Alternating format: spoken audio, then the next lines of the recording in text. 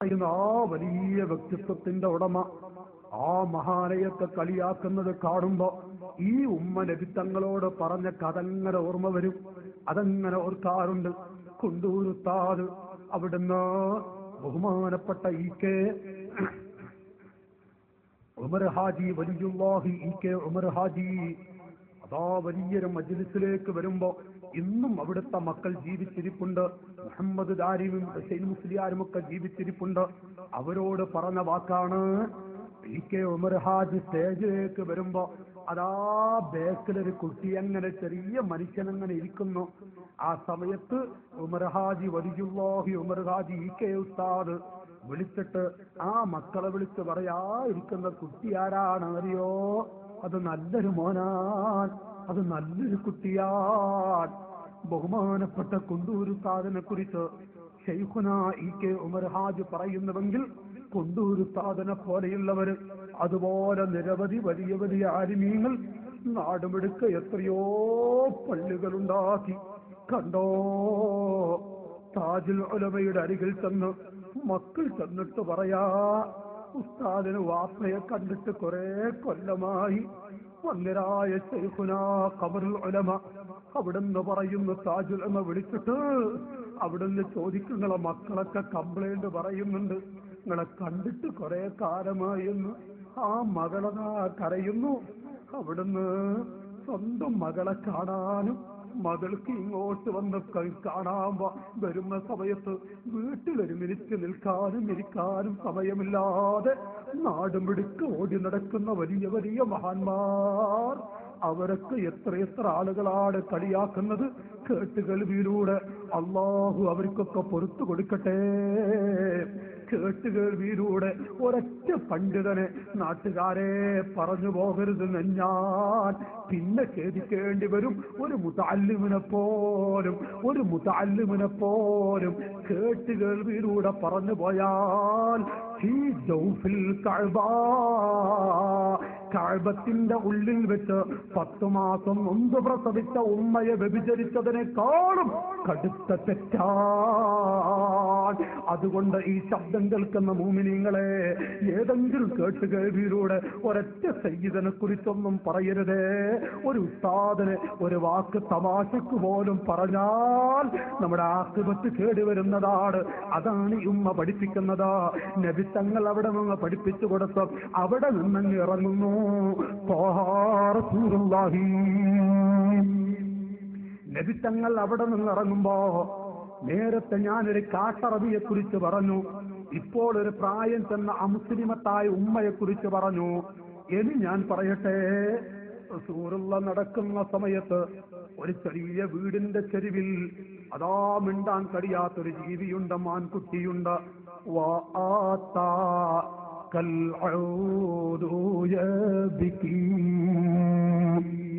എത്ര ജീവികളാണ് ഒട്ടകങ്ങൾ ലഭിത്തങ്ങൾ അരികിൽ വന്ന് കരഞ്ഞത്, മാൻകുട്ടികൾ കരഞ്ഞത്. ആ കൂട്ടത്തിലൊരു മാൻകുട്ടിയെന്ന്, യാ റസൂലല്ലാഹ് അന്ത റഹ്മത്തുൽ ലിൽ ആലം, നബിയേ പാവങ്ങളെ സഹായിക്കുന്ന തങ്ങളെ, മൃഗങ്ങളെ സഹായിക്കുന്ന നബിയേ, ഞാൻ ഇന്നലെ പ്രസവിച്ച 2 കുട്ടികളുടെ ഉമ്മയാണ്. ആ കുട്ടികൾ വിഷം നിർത്തിക്കൊണ്ട് പാല് കുടിക്കാൻ വകയില്ലാതെ അവർ കരയുന്നുണ്ടാവും.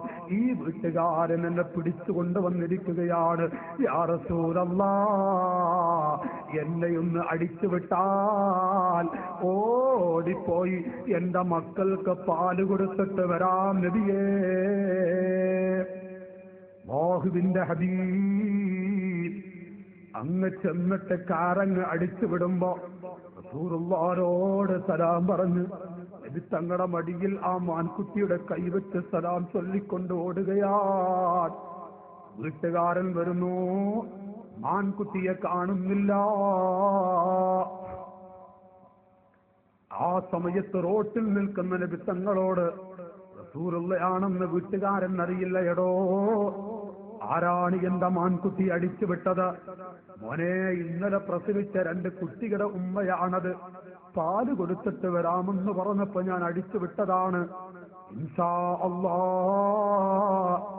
അല്പസമയം കൊണ്ടത് വരുന്നതാണ്. ഏതോ കാട്ടിൽ നിന്ന് പിടിച്ചുകൊണ്ടുവന്ന ജീവിയെ അടിച്ചു വിട്ടാൽ അത് വരുമെന്നോ? നബിത്തങ്ങളെ അടിക്കാൻ വേണ്ടി കയ്യങ്ങ് പൊക്കിയപ്പോ, മോനെ ആ മാൻകുട്ടി വന്നില്ലെങ്കിൽ അടിച്ചാൽ പോരയോ? റസൂലുള്ളാഹിനെ ചീത്ത പറയുന്നു. വല്ലാതെ തെറി വിളിക്കുമ്പോ ചാടി ചാടി കുതിച്ചു വരുന്നു. അമ്മാൻകുട്ടി വന്നിട്ട് അസ്സലാമു അലൈക യാ റസൂലല്ലാഹ്, സമയം വൈകിപ്പോയ നബിയേ, എന്റെ കുട്ടികളോട് പറഞ്ഞു റസൂലുള്ള വിട്ടതാണ്, പെട്ടെന്ന് കുടിക്കണമെന്ന് പറഞ്ഞപ്പോ ആ ചോരമക്കള് പറഞ്ഞു, ഉമ്മാ നബിത്തങ്ങൾ ഞങ്ങൾക്കും റഹ്മത്താണ് ഉമ്മാ. ഇത് പറഞ്ഞിട്ട് അല്പം കൂടുതൽ കുടിച്ചു. ഇതങ്ങ് പറയുമ്പോ നബിത്തങ്ങൾ ആ മാൻകുട്ടിയുടെ കൈയെന്ന് പിടിച്ച് വീട്ടുകാരനെ ഏൽപ്പിക്കുമ്പോ അതാ റസൂലുള്ളയാണെന്ന് മനസ്സിലാക്കിയ മനുഷ്യൻ നബിത്തങ്ങളെ അടിക്കാൻ വേണ്ടി നീട്ടിയ ഈ കൈ എനിക്ക് വേണ്ട. ആ കൈകളങ്ങ് മുറിച്ചു മാറ്റിയിട്ട് നബിത്തങ്ങളിലേക്ക് കൊണ്ടുവരുമ്പോ റസൂലുള്ളാഹിന്റെ ഉമിനീരെടുത്ത് അവിടെയെന്ന് തട്ടി അവിടെ എങ്ങോട്ട് വെച്ചു കൊടുക്കുമ്പോ, ആ കഷ്ടമങ്ങ് വെച്ചു കൊടുക്കുമ്പോ ഓപ്പറേഷന്റെ അടയാളമില്ല. നബിയേ, ഞാനെന്ത് ചെയ്യണം? മോനെ, അതിന്റെ മക്കളവിടെയുണ്ട്, അങ്ങ് അടിച്ചു വിട്ടാടാ. അമ്മാൻകുട്ടി അങ്ങ് അടിച്ചു വിടുമ്പോ മിണ്ടാൻ കഴിയാത്ത ജീവി റസൂലുള്ളാഹിന്റെ മടിയിൽ വന്ന് തലവെച്ച് കണ്ണുനീരൊടുക്കിയതും എത്ര കിതാബുകളിലാ വിവരിച്ചിരിക്കുന്നത്. അമ്മാൻകുട്ടി നബിയേ, അങ്ങ് ഞങ്ങൾ മറക്കില്ല എന്ന് പറഞ്ഞ് സലാ പറഞ്ഞ് പോകുന്ന രംഗം ആ കാട്ടറബിയെ സഹായിച്ച റസൂലുള്ളാഹി, പ്രായം ചെന്ന അമ്മയെ സഹായിച്ച റസൂലുള്ളാഹി, മിണ്ടാൻ കഴിയാത്ത മാൻകുട്ടിയെ സഹായിച്ച റസൂലുള്ളാഹി, ആ നബി തങ്ങളെ തമസ്സക് ബിൽ നബിയ്യി വകുല്ലു സഅബിൻ യഹൂനു ഇദാ തമസ്സക ബിൻ നബിയ്യി, ആ നബി തങ്ങളെ പിടിക്കേണ്ടതുപോലെ പിടിച്ചാൽ കാരവന്മാരെ ഖബർ പ്രകാശിപ്പിക്കാം. അല്ല എങ്കിൽ നമ്മുടെ ഖബറിന്റെ അവസ്ഥ എന്താണ്? ആ നബി തങ്ങളെ പിടിക്കുക, അവിടെ നിന്ന് പിടിക്കാൻ അവിടുത്തെ പേരമക്കളൊക്കെ നൽകിയില്ലേ ബഹുമാനപ്പെട്ട ഖുതുബുസ്സമാൻ ഖദ്ദസല്ലാഹു സിർറഹുൽ അസീസ് മഹാനായ മന്ത്രത്തങ്ങളെ കാരൊണ്ടിടുത്തേ കാട്ടുപോത്തും നിന്റെ പോത്തും ചൂട്ടടണ്ടോടുത്തേ. താനൂര് സമുദ്രത്തിൽ കര കാണാത്ത മക്കള് ഉപ്പാപ്പ എന്ന് വിളിക്കുമ്പോ കാട്ടെടുത്തിന്റെ പോക്കിൽ ചൂട്ടടണ്ടോടുത്തേ. അവിടുന്ന് ചൂട്ട് കത്തിച്ച് കാണിച്ചു കൊടുക്കുന്നു. കരയിലേക്ക് വരുന്നു ഉപ്പാപ്പ എന്ന് വിളിച്ചിട്ട് ജാതിമത വ്യത്യാസമില്ലാതെ മുഴുവൻ ആളുകളും വന്ന് ഉപ്പാപ്പയുടെ കൈപ്പിടിക്കുന്നുവെങ്കിൽ മമ്പുറത്തങ്ങൾ മുസ്ലിമീങ്ങളുടെ എന്നല്ല, മനുഷ്യമക്കളുടെ അത്താണിയാണ്. മഹാനായ പാണക്കാട് പൂക്കോയത്തങ്ങള്, മഹാനായ ബാപ്പത്തയ്യത്തങ്ങള് ഹബീബിയുടെ മക്ബറ സിയാറത്ത് നടത്തിയിട്ട് ബന്ധരായ ഉസ്താദുമാരോട് നാളെ ളുഹറിന്റെ മുമ്പ് നിങ്ങളൊക്കെ എന്റെ പിന്നിലാണ് ളുഹർ നിസ്കരിക്കുക. ബഹുമാനപ്പെട്ട ബാപ്പത്തി തങ്ങളെന്ന് പറയുമ്പോ ആലിമീങ്ങൾ അത്ഭുതപ്പെടുത്തി. ബാഫക്കി തങ്ങളുടെ വാക്കുകൾ എന്താണ്? പിറ്റത്തെ ദിവസം ളുഹറിന് കേൾക്കുന്നത് ബാഫക്കി തങ്ങളുടെ മയ്യത്ത് നിസ്കരിക്കാനുണ്ട് എന്നുള്ള വെളിനാളമാണ്. അപ്പോഴാണ് ഒരു ദിവസം മുമ്പ് ബാഫക്കി തങ്ങൾ പറഞ്ഞതിന്റെ അർത്ഥം തിരിയുന്നത്. റസൂലുള്ളാഹിന്റെ പൊന്നു മക്കളല്ലേ, മലബാറുകാരനാണ്. അപ്പൊ ത്വാഇഫിൽ അറബി മലബാറുകാരൻ നിർമ്മിക്കുന്ന ഒരു പള്ളി ഇവിടെ ഉണ്ട്, അവിടെ പോയി നിസ്കരിച്ചോളി. ആ പള്ളി എന്ന് കൊണ്ടുപോയി കാണിച്ചു കൊടുക്കുന്നു. വൈത്താനി മുസ്ലിയാർ അവിടെ നിസ്കരിക്കുന്നു. നിസ്കാരം കഴിഞ്ഞിട്ട് പള്ളിയുടെ ബേക്കിലേക്ക് അങ്ങ് പോകുമ്പോ സുബ്ഹാനല്ലാഹ്, വെളിയങ്കോട് ഉമറുൽ ഖാദി കൂലി കൊടുക്കുന്ന രംഗമാ കാണുന്നത്. മഹാനായ ബൈത്താനി അടച്ചുകൂട്ടി ഉമറെ പൊരുത്തപ്പെട്ടു തരണം. ഉമർ ഖാദി പറയാ, ഇൻഷാ അല്ലാഹ് ഉസ്താദിന്റെ അരികിലെത്തട്ടെ, മമ്പറം തങ്ങളുടെ അരികിലെത്തിയിട്ട് എന്നെ കണ്ടപ്പോ നീ പേടിച്ചതൊക്കെ ഉപ്പാപ്പാനോട് ഞാൻ പറയും, സമാധാനപ്പെടുത്തുകയാണ്. കൈപ്പിടിച്ചു കൊണ്ടുപോകുന്നു.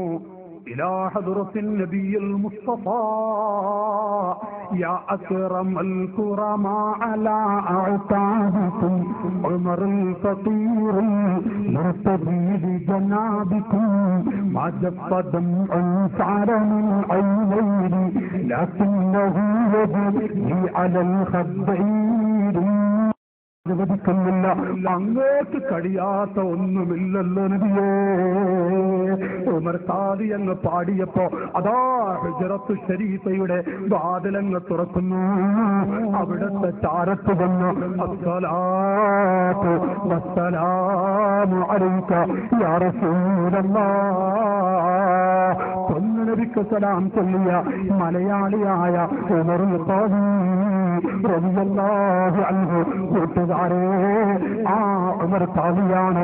നബി തങ്ങളുടെ ഉമ്മയുടെ പേര് കേൾക്കുമ്പോ, ആമിന എന്ന് കേൾക്കുമ്പോ റളിയല്ലാഹു അൻഹാ, പാണക്കാട് പൂക്കോയ തങ്ങളുടെ ഹൃദയഭാഗം വിളിക്കുന്നതിന്റെ മണിക്കൂർ കേൾക്കുന്നുണ്ട്. പാണക്കാടിന്റെ ഹൃദയഭാഗത്ത് ക്യൂ നിൽക്കുകയാണ്. ജാതിമത വ്യത്യാസമില്ലാതെ പൂക്കോയ തങ്ങളുടെ അരികിലേക്ക് ഒരു തുള്ളി വെള്ളം മന്ത്രിച്ച് കുടിക്കാൻ വേണ്ടി, ഉപ്പാപ്പാ എന്റെ മകളുടെ ശരീരത്തിൽ ഒരു പാമ്പ് ചുറ്റിയിരിക്കുകയാണ്, ഒന്ന് സഹായിക്കണം. ഉപ്പാപ്പയെന്ന് വെള്ളം മന്ത്രിച്ച് കൊടുക്കുകയാണ്. പാമ്പ് പോകുന്ന സ്ഥലം അറിയുന്നില്ല. ആ പാണക്കാട്ട തങ്ങള്, പാസത്തി തങ്ങള്, ഉമർ ഖാദിയപ്പോൾ ആളുകള് മഹദിയായ ബീവി ആമിന റളിയല്ലാഹു അൻഹാ ഈ പേര് കേൾക്കുമ്പോ അവർക്ക് റളിയല്ലാഹു അൻഹ എന്ന് പറയില്ലേ? അബ്ദുള്ള എന്ന് കേൾക്കുമ്പോ റളിയല്ലാഹു അൻഹു. ഓ പ്രിയപ്പെട്ട ജ്യേഷ്ഠാനുജന്മാരെ, കൽബ് പൊട്ടും, മനസ്സ് കിട്ടുന്നൊരു വാക്ക് പറയട്ടെ. ഇതാ അങ്ങകലെ സങ്കടംകുളത്തും മറ്റുമൊക്കെയായി 4 ലക്ഷങ്ങൾ മുടക്കി, കോടികൾ മുടക്കിയിട്ട് എന്തിനാണെന്നറിയോ? റസൂലുള്ളാഹിന്റെ ഉമ്മയും ബാപ്പയും നരകത്തിന്റെ അടിത്തട്ടിലാ. ഒരു ഹൈന്ദവ സഹോദരൻ പറഞ്ഞു, മുഹമ്മദ് നബിക്ക് സ്വന്തം അമ്മയെപ്പോലും സഹായിക്കാൻ കഴിയില്ല എന്നാണോ? മുഹമ്മദ് നബിയെ കുറിച്ച് പഠിക്കാത്തവരേത് പറയൂ. എവിടെ എത്തി? മഹാനായ മമ്പുറത്തങ്ങൾ ആമിന എന്ന് കേൾക്കുമ്പോ റളിയല്ലാഹു അൻഹ പറയും. വന്നരായ കണ്ണീത്ത് ഉസ്താദ്, അവിടുത്തെ ഉസ്താദ്, അവരുടെ ഉസ്താദ് റളിയല്ലാഹു അൻഹ. ലോകത്തൊരൊറ്റ സയ്യിദിന് തർക്കമില്ല, ലോകത്തൊരൊറ്റ പണ്ഡിതന് തർക്കമില്ല. എന്നാ ഞാനിതാ എന്റെ വാഴ നിർത്തുന്നു. ആമിന ബീവി, ആമിന മുസ്ലിമത്തോ കാഫിറത്തോ ചർച്ച ചെയ്യുകയാണ്.